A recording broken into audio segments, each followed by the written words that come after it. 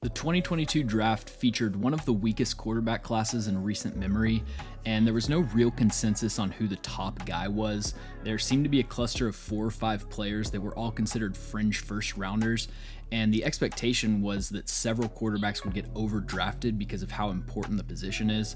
But ultimately, the 2022 quarterback class ended up being relatively uncontroversial because all the top quarterbacks outside of Kenny Pickett fell much later than expected, and so instead of debating whether Malik Willis was a reach at 26, everyone just agrees that at pick 86, he's insanely good value. In this video, we're going to take a look at what makes Malik Willis such a boomer bust prospect, and I'm going to be focusing on 4 aspects of his game: arm talent, pocket presence, processing and decision making, and accuracy. The phrase arm talent gets used a lot when it comes to quarterbacks without any explanation of what it means.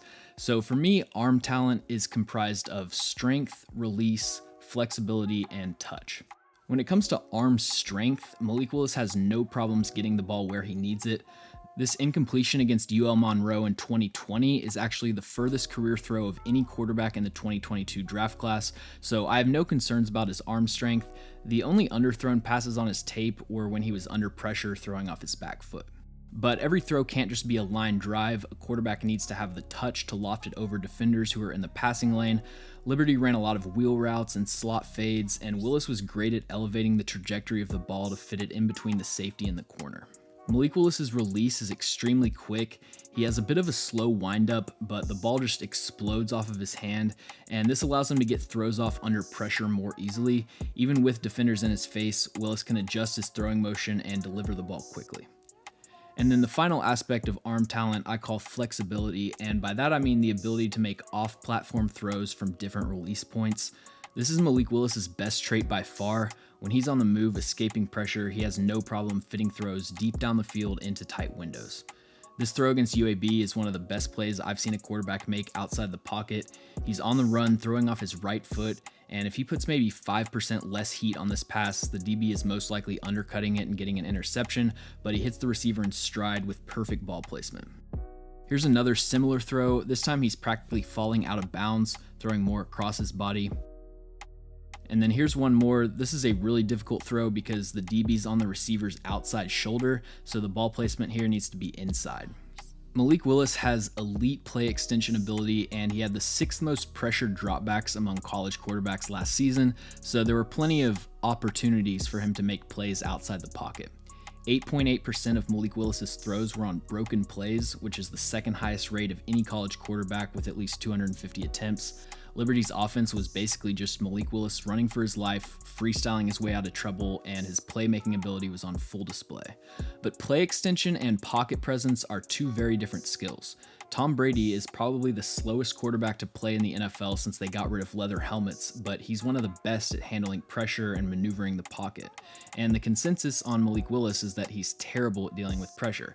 Every scouting report you look up has this as one of his biggest weaknesses. And the most common criticism of Malik Willis in terms of pocket presence is that he bails from clean pockets, but I think this is a huge misconception. I watched every single Malik Willis snap from 2021 and found 2 examples of him bailing from a clean pocket. On this first play, you've got a nickel blitz, and the left tackle is super late to react, but he does make a nice recovery, so this is technically bailing from a clean pocket. But given how terrible Liberty's pass pro was, it's hard to blame him for not having a lot of trust in his O-line. Then we've got this play against UAB that we already discussed, and he does leave a clean pocket, but Liberty's running curl flats and all the curls are covered. Everyone at this point has already cut off their routes, and they're not going to get any more open unless they do a scramble drill, so there's no reason for Willis to just hang around in the pocket. I'm sure I missed a few plays, but honestly, when Malik Willis left the pocket, it was usually for good reason.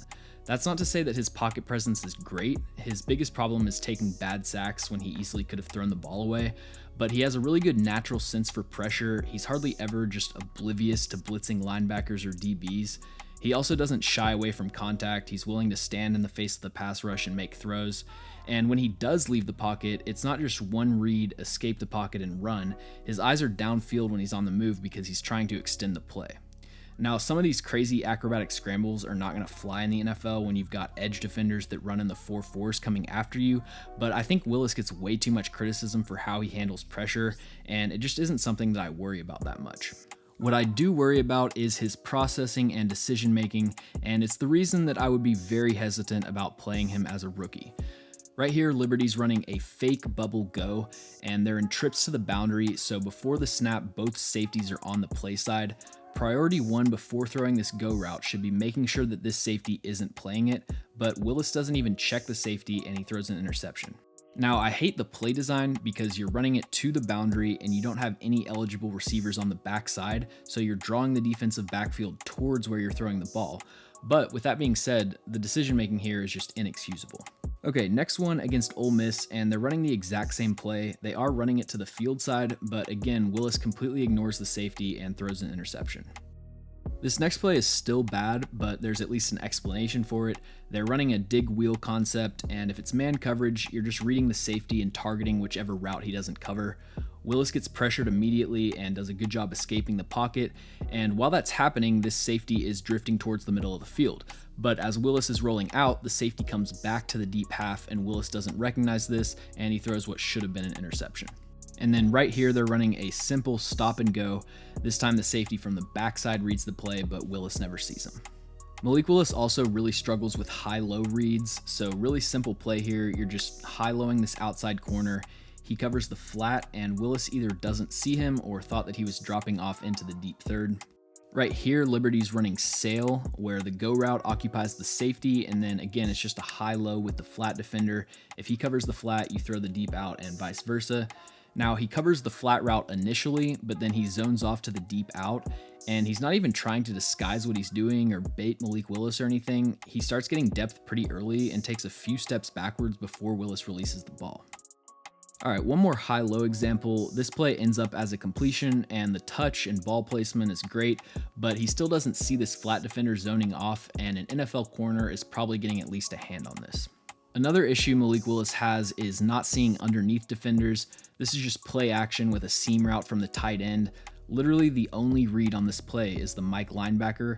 If he doesn't bite hard enough on the play action, then you don't throw it. Willis has the arm talent to make sideline throws from the far hash, but he still puts the ball in danger a lot more than you'd like. There were a couple throws like this against Louisiana Monroe that should have been interceptions, and in general, he just doesn't throw with great anticipation. He's kind of a second or two late on a lot of these throws. And then the last thing I'll mention for processing is he does miss a lot of wide open receivers down the field. So right here, he makes the throw into triple coverage when he's got two receivers about to come open. And then right here, I'm not sure why he doesn't throw this over route. It's wide open and he was staring at it. So for whatever reason, he has a tendency to get a little gun shy at times. Processing and decision making is my first, second, and third concern with Malik Willis. He really struggles with using his peripheral vision to recognize movement in the secondary, and he'll fluctuate between being too aggressive and being too conservative. And it's not like Liberty was running some pro-style offense with a bunch of full field reads. Hugh Freeze's offense was pretty simplistic by NFL standards. It wasn't as collegey as Ole Miss or UNC, but 18% of Malik Willis's passing attempts were RPOs last season. And yes, there are teams like Miami or Pittsburgh who use RPOs a solid amount, but for most NFL teams, including and especially the Titans, the RPO is just not a significant part of their offense. We can also compare Willis and Tannehill's target heat maps, courtesy of PFF, and you see that Liberty and Tennessee's passing offenses were almost the inverse of one another in terms of what part of the field they target. So Willis is going to have a steep learning curve as he adjusts not only to the NFL, but to the Titans' offense because it's unlike anything he's ever run. The final topic I'm going to discuss is accuracy, and even though there are flashes of outstanding ball placement, the consistency is nowhere close to where it needs to be. Malik Willis's on-target throw percentage ranked 113th in the FBS and last among the top quarterbacks from this year's class. He was also off-target on a lot of screen passes, but for whatever reason, extremely accurate on throws 0 to 6 yards past the line of scrimmage. The root of Malik Willis's accuracy problems is inconsistent footwork, and his main issue is that he has a tendency to swing his back leg out at the end of his throwing motion. The average human leg weighs 18 pounds, and when that leg kicks out, all of that weight pulls the rest of the body away from where he's trying to throw the ball. Malik Willis did make significant strides last season in terms of throwing from a more balanced base, but there was still a good amount of clunky footwork on his tape.